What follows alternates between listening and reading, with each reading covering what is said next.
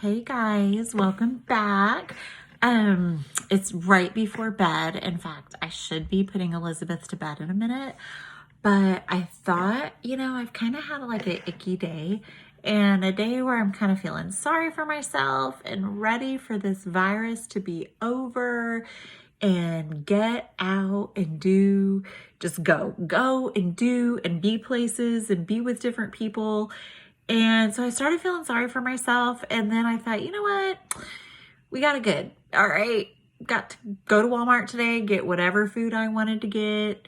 So I thought I need to read some more Diary of Anne Frank because that will keep me from feeling sorry for myself.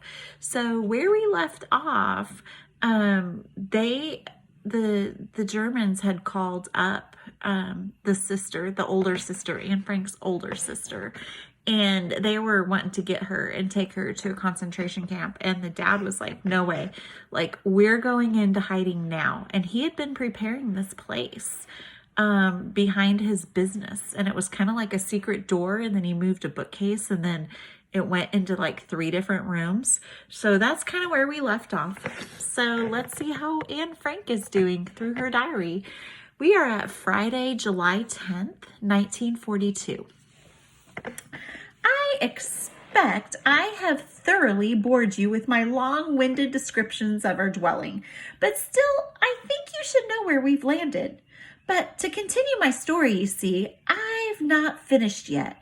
When we arrived at the prison gate, Meep took us quickly upstairs and into the secret annex. She closed the door behind us and we were alone. Margot was already waiting for us, having come much faster on a bicycle. Our living room and all of our other rooms were chock full of rubbish, indescribably so.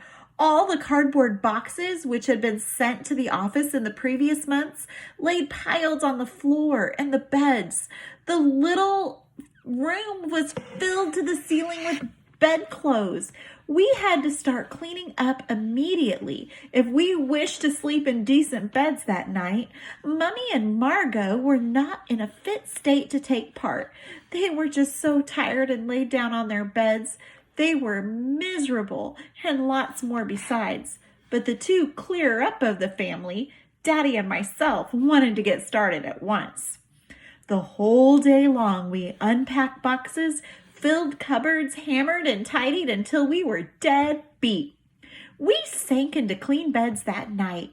We hadn't had a bit of anything warm the whole day, but we didn't care. Mummy and Margot were too tired and keyed up to eat, and Daddy and I were just too busy. On Tuesday morning, we went on where we left off the day before. Ellie and Meep collected our rations for us. Daddy improved the poor blackout. We scrubbed the kitchen floor and were on the go the whole day long again.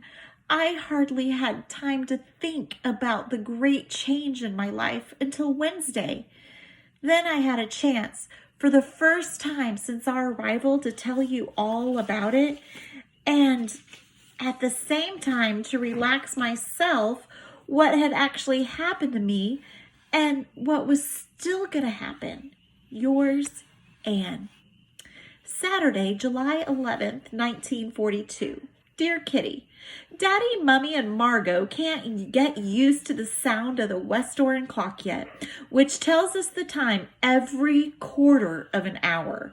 I can. I loved it from the start, and especially in the night, it's like a faithful friend. I expect you will be interested to hear what it feels like to disappear. Well, all I can say is that I don't know myself yet.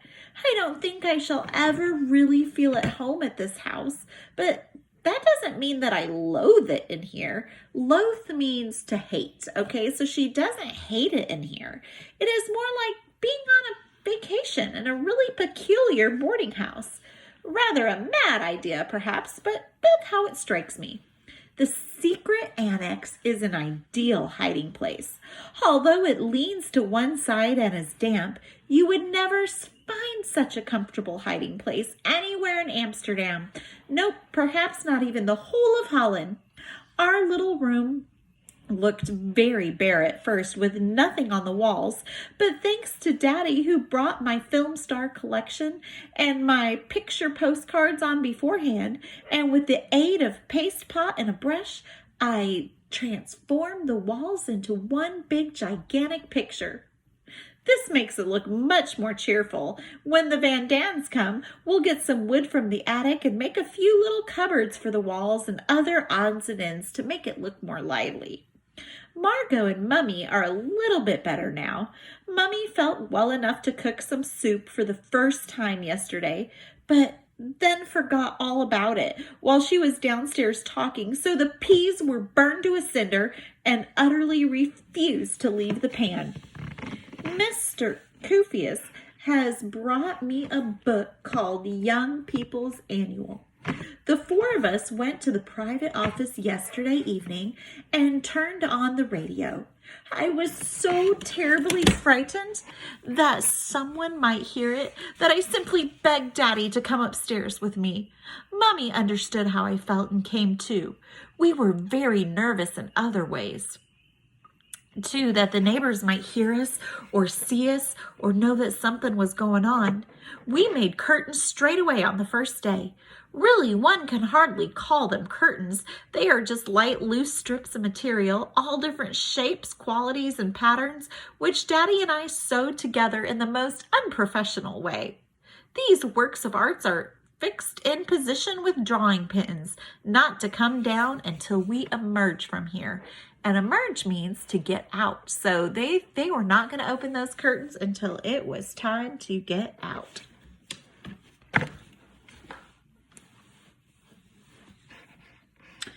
There are some large business premises on the right of us, and on the left a furniture workshop. There is no one there after working hours, but even so, sounds could travel through the walls. We had forbidden Margot to cough at night, although she had a bad cold, and made her swallow large doses of codeine. I am looking for Tuesday when the Van Dans arrived. It will be much more fun and not so quiet. It is the silence that frightens me so in the evenings and at night. I wish like anything that one of our protectors could sleep here at night. I can't tell you how oppressive it is to never be able to go outdoors. Also, I'm just so afraid that we're going to be shot. That is not actually exactly a pleasant prospect. We have to whisper in our houses and tread lightly during the day. Otherwise, the people in the warehouse might hear us. Somebody is calling me. Yours, Anne. So guys, in this journal entry, Anne is telling us that they can't even go outside because they're afraid of being shot. And because they're Jews, that's why they would get shot, because people didn't like Jews. Now, can you imagine the one saving thing for me that is making me from going completely insane during this lockdown or during this quarantine during the COVID-19 is that I get to go outside and go on walks. And so I have been walking outside all through the neighborhoods, in the woods, walking everywhere. I can't imagine having to stay inside.